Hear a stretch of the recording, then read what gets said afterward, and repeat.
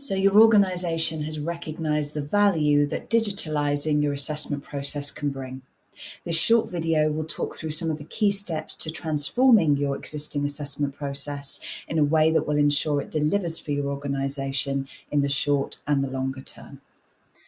Before starting your transformation project, consider your starting position. Have you digitalised any aspects of your assessment approach, or are you moving from pen and paper?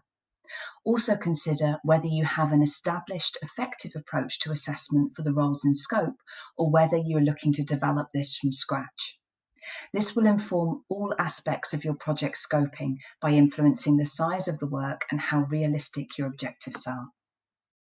Whilst it can be tempting to rush to defining your objectives at this point, it can be helpful to start by considering your project constraints.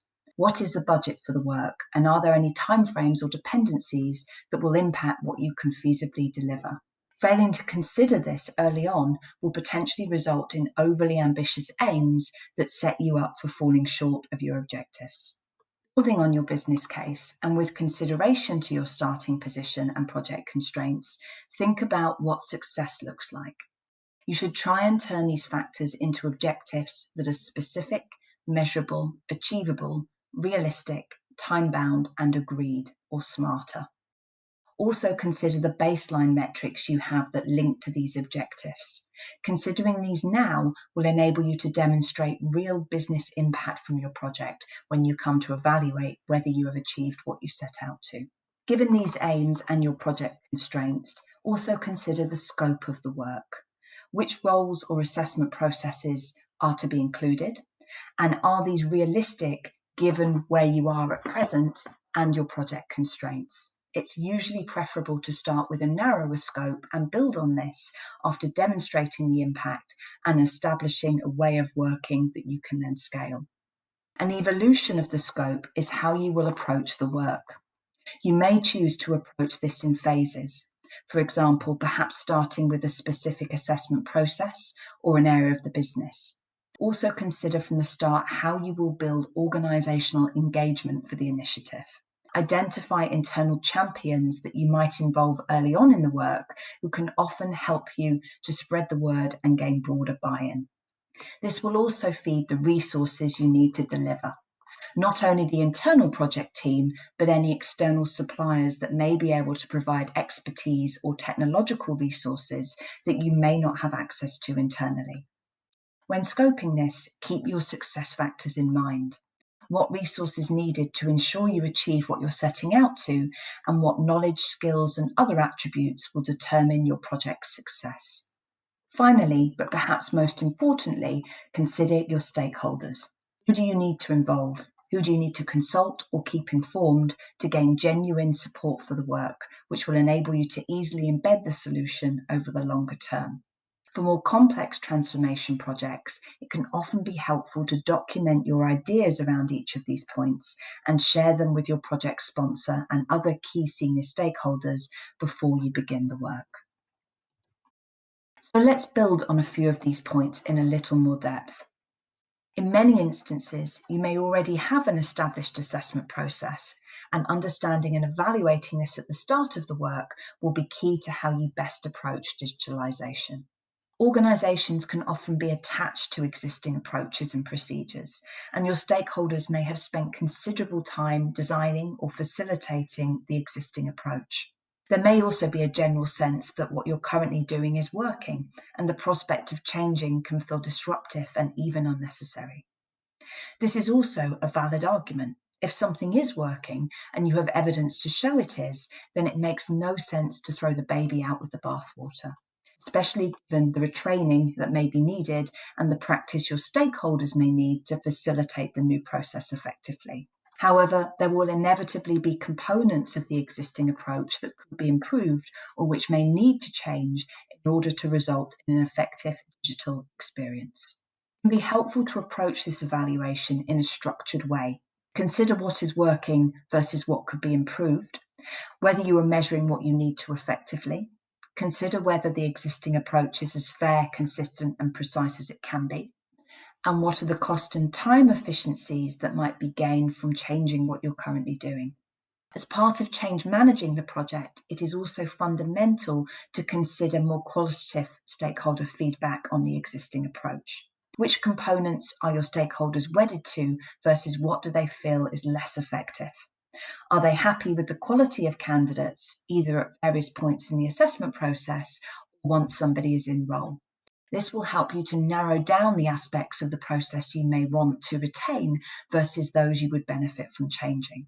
Where aspects of your process are working well but do not lend themselves to digitalization in their current form, it can be helpful to analyze this at a deeper level. Why is the assessment working? It may be because of what you are measuring, or perhaps something else. Then consider how a digital solution would result in the same benefits, as well as the additional advantages in terms of cost or time efficiencies. However, ultimately, perhaps because of your stakeholders' views, you may decide that incremental change is preferable to complete transformation. In this case, identifying some quick, easy wins and leaving the harder to transform aspects until you have demonstrated the impact that digitalization can have may be a preferable approach. Another point that is helpful to unpack a little more is the resource you need to deliver the work. In doing this, consider your approach from two perspectives. Firstly, what capabilities do you need to draw on to deliver the project effectively? This includes the skills, knowledge, and experience of the internal team and whether anyone has been involved in a project like this before. Think about who has the expertise in assessment design that you can draw on, who understands the role or process, who can help guide what needs to be assessed and how best to do this, and also keep in mind organizational practicalities when considering your project. Many of your project team may be involved alongside their day job. Is that involvement realistic? Also consider the candidate perspective. Are there existing job holders who went through your existing process who may be able to help steer the redesign or how you best host your new approach? Likewise, consider what external expertise or capabilities you may need to draw on.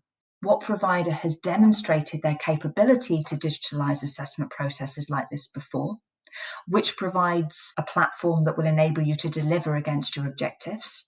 And are you comfortable with all of your external providers' credentials with regards to GDPR and system stability? And will their offering meet the needs of your candidates? Secondly, consider which stakeholders you need to involve to ensure the new assessment approach becomes embedded within your organization. This will likely include members of the recruitment or HR team, as well as any key stakeholders who are at a more senior level who may have a role in facilitating the process ongoing. Involving these individuals in some capacity, even as a point for key decisions and sign-offs, will support your change management around the work. Depending on the strategic importance and scope of your project, you might find it helpful to develop a communication strategy to engage the business and build advocacy amongst key stakeholders. The optimum communication method will vary depending on your stakeholders' perspective, and you can conduct a structured analysis of who you need to communicate with and how by considering their interest in the work and their influence over its effectiveness and outcomes. Keep in mind this may change as your project progresses. You may find some of your key stakeholders are more interested and influential early on in the transformation project, whereas others become more key as you approach the launch. Example communication methods may include formal meetings to update on project progress and consult key stakeholders, high-level progress updates circulated via a project dashboard speaking to the success factors for the work, a monthly summary of progress against the project plan, preliminary metrics, and project health against budget and deadline. Also keep in mind the importance of stakeholder feedback throughout. This can help you to get in front of any resistance to change and any issues as early as possible, so these can be managed and considered as part of evolving the work. Finally, usually the success of the work will depend upon how the work is managed. You may be the project manager for the work, or maybe choosing who in your organization should take on this role. Either way, some key principles can support you to project manage for success. These include keeping your stakeholders informed, drawing on your stakeholder analysis and communication strategy, understanding your critical path, There'll be critical points in the project that are dependent on other activities occurring first. For example, you won't be able to plan the platform hosting of your content until you know what your content will be. Draw on the expertise you have involved in your project to really understand how the work breaks down and how discrete tasks relate to each other. A project plan will likely be central to your project management approach, but ensure you don't miss some of the frequently overlooked but critical activities. For example, failing to book in time with key stakeholders for review, quality assurance, and sign-off can often derail assessment transformation projects. Ensure you've considered all aspects of the project through to your launch and potentially even beyond. Often the biggest issue for any assessment project is missing a key step, consideration, or component. So ensuring you thoroughly scope the solution before starting the work will help you approach this as efficiently as possible and avoid missing something key.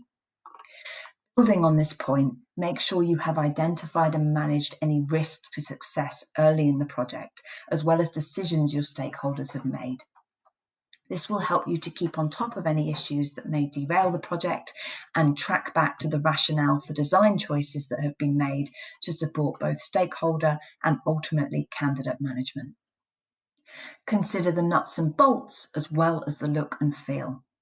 Compromising either candidate experience or psychometric rigor will ultimately result in a substandard solution. Whilst your success factors for the work will guide which is the priority, ideally ensuring you have expertise of those with a view on the employee value proposition, brand and design, as well as those with the technical expertise to build a robust assessment process will be key. Make technology work for you. Another potential pitfall with digitalization is failing to scope what is possible within your chosen platform.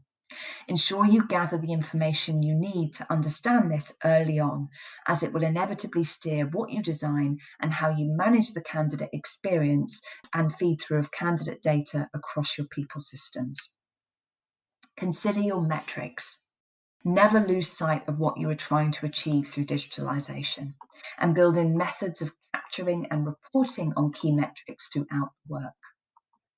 Training key resource.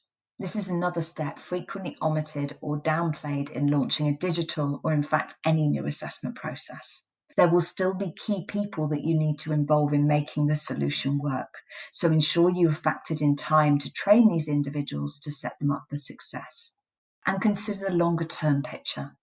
The assessment cycle is cyclical, so ensure you have planned in time and resource to facilitate an evaluation of your approach after launch and have given thought to how you will address any issues and how you will continuously improve the solution.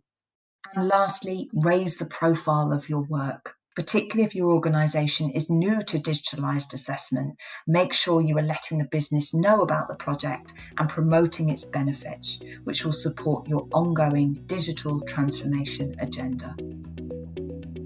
We hope you found this video helpful in getting you up and running with your assessment transformation project.